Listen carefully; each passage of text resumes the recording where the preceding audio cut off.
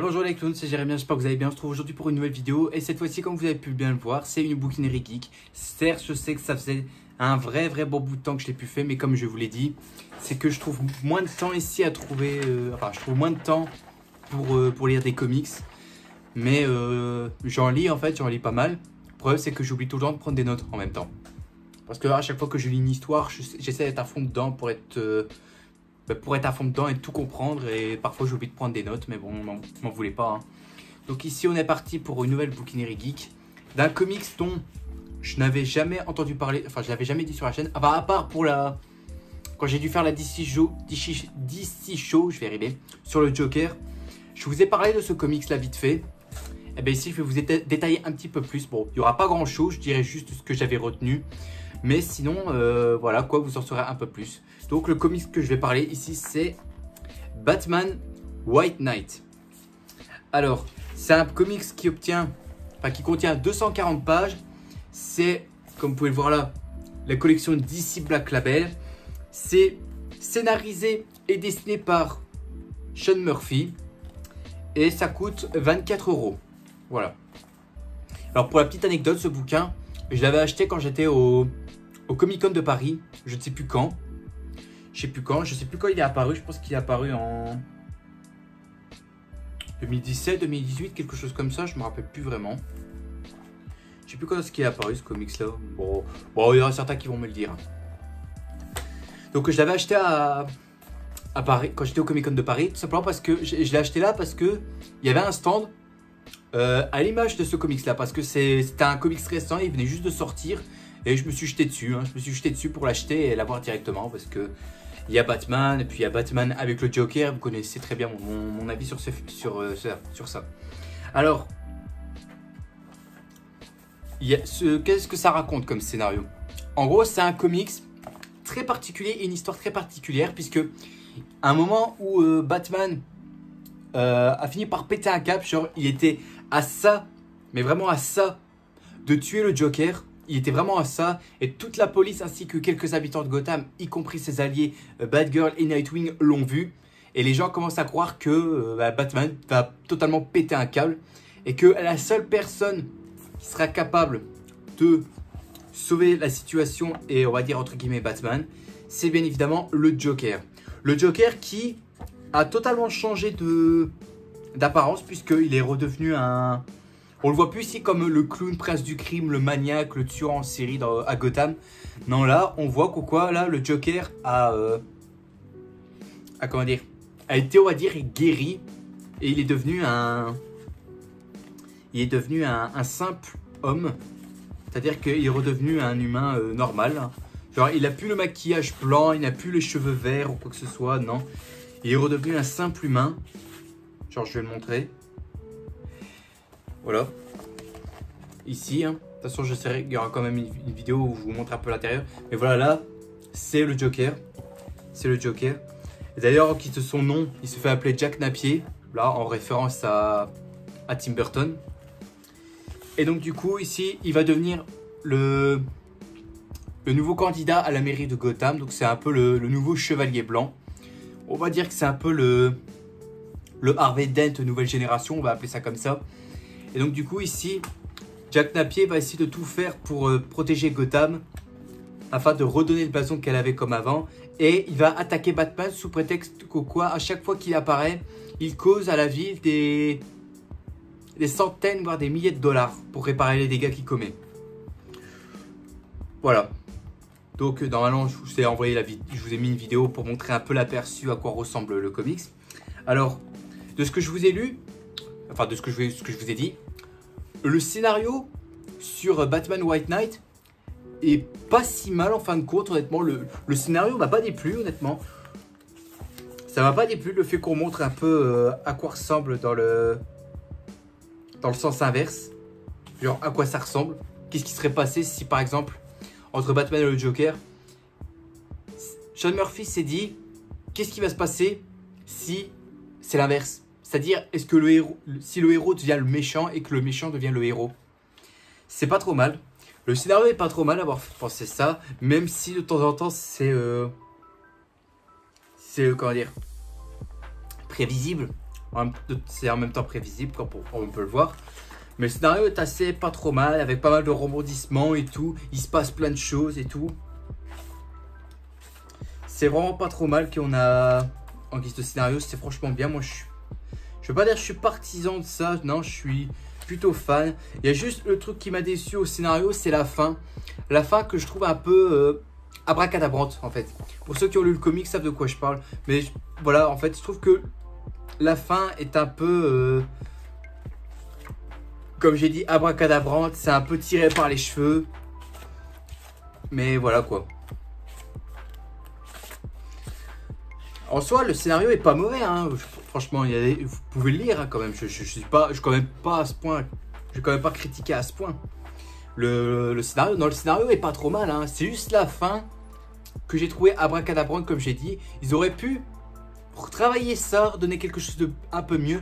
Mais non, on va dire que c'est abracadabrante. C'est une fin qui, on va dire, si je peux employer un autre terme, tombe comme un cheveu sur la soupe, là, on va dire ça comme ça. C'est une fin que j'ai... Enfin, c'est que mon avis, hein, c'est de la façon dont je l'ai vu. Bien sympa le fait que là, comme je l'ai dit, le fait que les rôles sont inversés entre Batman et le Joker, ça me plaît.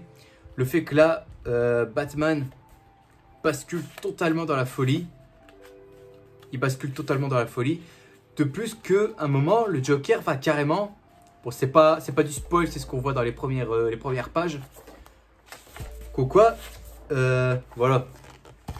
Là, attendez, je vais bien vous le montrer parce que c'est pas facile. Là, il envoie carrément Batman à l'asile d'Arkham.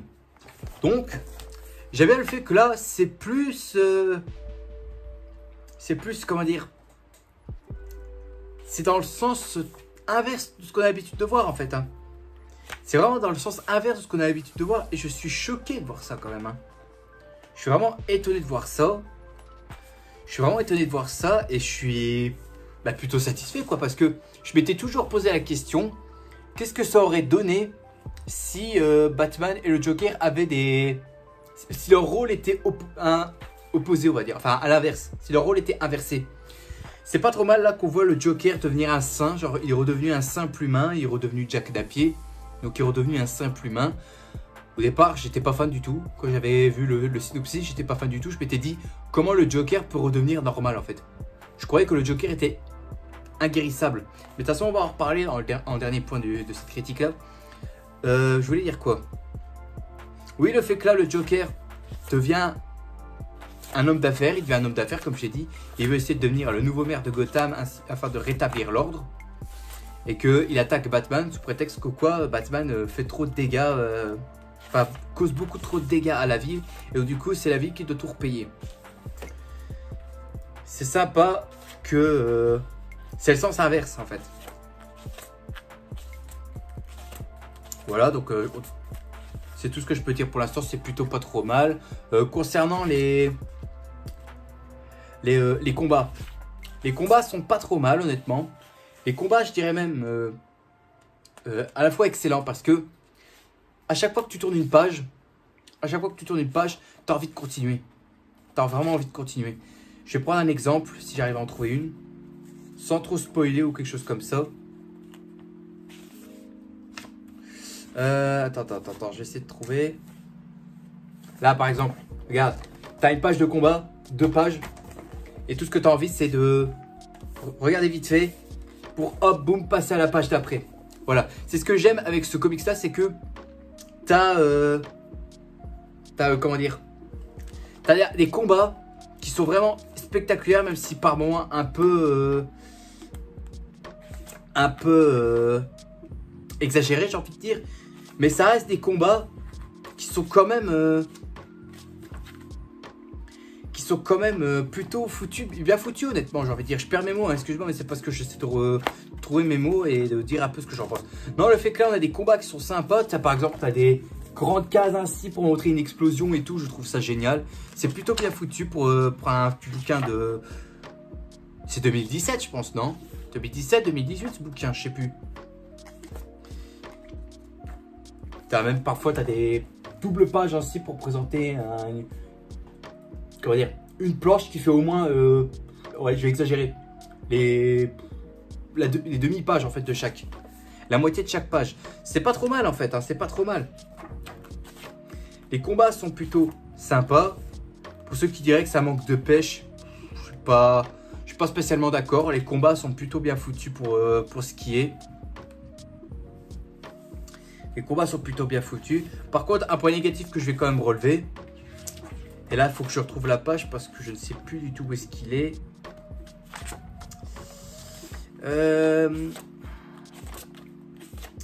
Un truc que je trouvais complètement con venant de la part de Batman, c'est que je l'ai trouvé complètement débile dans ce comics-là parce que déjà le fait que Batman ne croit pas du tout à ce que le Joker est redevenu un simple citoyen. Il croit pas du tout parce qu'il sait que le Joker a l'habitude de manipuler les gens, de mentir, de lancer des fausses rumeurs ou quoi que ce soit. Et là, le fait que là, le Joker est réellement devenu un être humain comme vous et moi, eh bien Batman n'y croit pas du tout.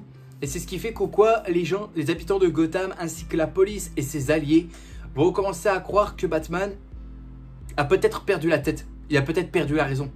Le Joker a peut-être, comment dire, combattu la folie et l'a remporté, mais que Batman, lui, est passé directement à la folie. C'est pas trop mal qu'on a pensé à ça, mais le fait que là, il est complètement débile dans le sens où, pour aider tous les autres, qu'est-ce qu'il va faire? Il va confier toutes ses gadgets et tout ça. Donc là, il a je sais pas combien de Batmobile, mais chacun prenne une Batmobile. Hein. Il y a chacun qui prenne une Batmobile.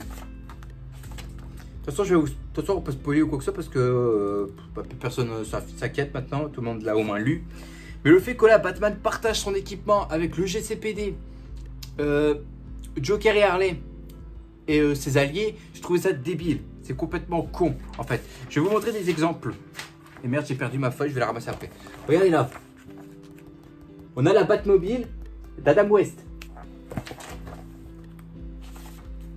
Ensuite, autre page qu'il y a. Enfin, autre Batmobile qu'il y a pour que je montre. Là, attendez. La Batmobile de Bruce Timm. Ensuite, on a quoi d'autre? Pour que je montre bien. Voilà, regardez. Regardez là, cette arrière-là. Le Tumblr de Nolan. Et il y en a une autre aussi que j'ai vue où là, c'est en pleine page. Faut que je la retrouve, bien évidemment. Je crois qu'elle est... Je vais peut-être la voir. Voilà, c'est là. La Batmobile de Tim Burton. Donc en gros, les Batmobiles qu'il a, le mec, c'est juste des références, c'est-à-dire les Batmobiles qu'on a eu dans les comics, dans les films et tout ça. Voilà quoi, c'est complètement idiot, honnêtement. C'est complètement idiot. Et puis le fait que Batman là partage son équipement et partage ses Batmobiles avec tout le monde. Mais putain, mais c'est quoi ça? T'imagines les Avengers qui partagent son équipement avec tous les habitants de Gotham, tous les habitants de New York, ainsi qu'avec le Shield.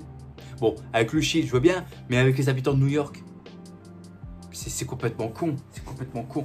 2 secondes, je vais ramasser ma feuille. Voilà. J'ai ramassé. Ah, parce que le ventilo tourne derrière et du coup, ça fait... Voilà, ça a volé. Batman qui partage son équipement, mon cul sur la commode. Mon cul sur la commode. Et puis aussi, c'est que, bon, je vais pas révéler, mais concernant Harley Quinn, que je vais en reparler juste après, il y a un spoil que je vais pas vous révéler sur elle. Mais ce que je peux déjà dire, c'est que déjà la réécriture de ce personnage est plutôt bien. Où là, elle a abonné totalement son rôle de psychopathe, genre de Harley Quinn. Elle a abandonné totalement. Et je vais essayer de trouver une page qui montre bien.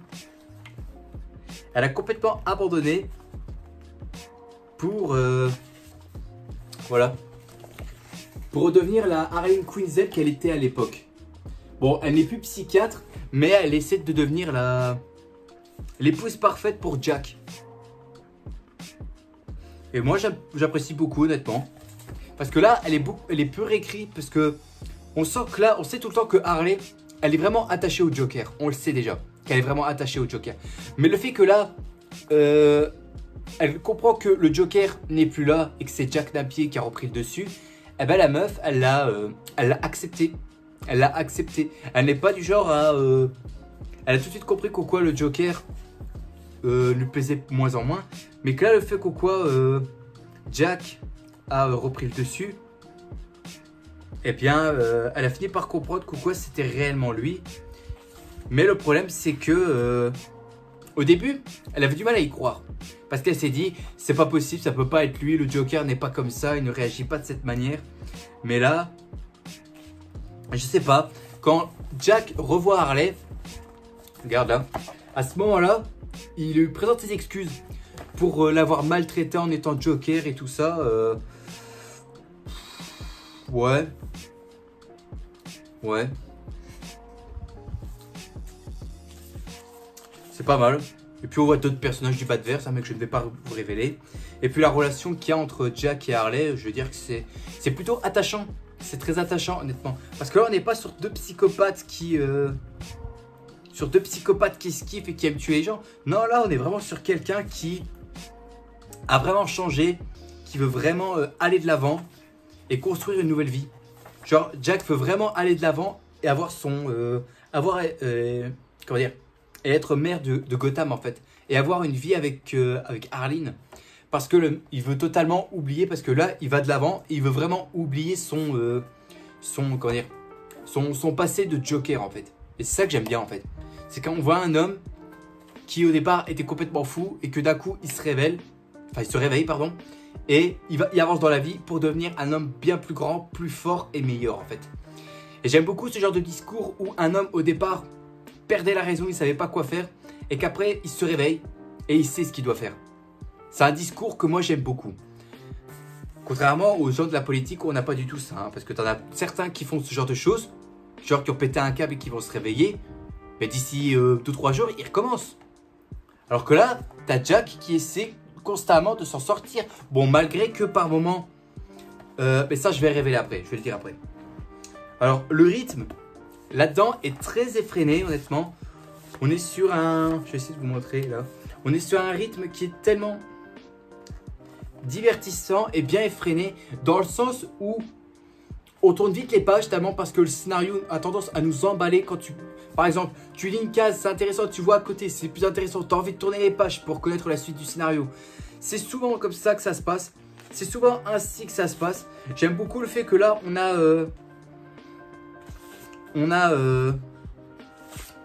un scénario qui peut plaire à certaines personnes. On a un scénario qui nous donne envie de tourner les pages encore et encore et encore jusqu'à ce qu'on arrive à la fin du comics. C'est vraiment très intéressant quoi. Pourquoi on a un rythme très effréné. Il y a beaucoup de bastons, il y a pas mal de révélations comme je l'ai dit. C'est génial, honnêtement, c'est vraiment génial. J'en reviens sur le prochain point qui est les dessins. Les dessins qui sont très, comment dire, très classiques, on va dire ça comme ça. C'est très classique. J'essaie de vous remontrer une des pages que j'avais pour pas trop vous spoiler. Voilà ça. Là, regardez bien les dessins. On a un dessin très classique. C'est très classique, honnêtement. Parce qu'on retrouve le trait si particulier et dynamique de Sean Murphy. Alors Sean Murphy, je ne connais pas beaucoup cette personne, honnêtement. Je ne connais pas beaucoup tout le travail qu'il a apporté dans le monde des comics. Mais de ce que j'avais vu au niveau dessin, ça a l'air plutôt propre, honnêtement. C'est plutôt propre. Le trait des personnages sont bien foutus. Les expressions sont, ma foi, pas mauvais à ce point-là. J'avais vu une image là avec Harley. Là, par exemple, là, les expressions de visage, là, sont pas mauvais. Bon, là, c'est un peu exagéré, tu vas me dire. Mais voilà, les expressions du visage sont pas mauvais, honnêtement. Donc, au niveau des seins, c'est franchement de très très bonne qualité. C'est de très bonne qualité, honnêtement. La patte de Sean Murphy est assez présente pour ceux qui le connaissent. On voit qu'au quoi sa patte est dedans. Et par contre, je reviens sur le point négatif que je peux retenir sur ce comics-là, parce que j'avais déjà dit que la fin était mauvaise. Mais aussi un problème que j'ai eu du mal au départ, et comme je l'ai dit, c'est que, en voyant le synopsis quand je l'ai acheté, je m'étais posé la question, comment le Joker peut redevenir un simple humain, en fait. Parce que, on est tous d'accord, dans n'importe quelle œuvre, on disait tous que le Joker, il est inguérissable. C'est-à-dire qu'on ne peut pas le guérir. On ne peut pas le guérir. C'est impossible de le guérir, en fait. Même lui ne veut pas qu'on le guérisse parce qu'il se sent bien en sa petite personne. Et je m'étais dit, dans ce comics-là, quelle est l'explication qu'ils vont apporter pour que le Joker redevienne un humain? Eh bien, on apprend que quoi? Il redevient un simple humain. Donc, il redevient Jack Napier, on est d'accord. Mais, quand il est redevenu humain, je pensais que c'était un de ses plans, en fait. Parce que le Joker, comme j'ai dit, il a tendance à manipuler, à mentir et à simuler des choses. Donc, je m'étais dit, il ment. Il cache quelque chose. Il ment. C'est sûrement encore une de ses farces. Et quand tu tournes des pages et que tu vois comment, qu'est-ce qu'il fait et tout, tu te rends compte qu'en fait, non, c'est pas une blague. Il a vraiment changé. Mais le problème, c'est que pour qu'il devienne normal, comment il a fait pour guérir? Je vais essayer de trouver ça. Pour l'instant, essayez de deviner. Essayez de deviner. Comment il a fait pour guérir?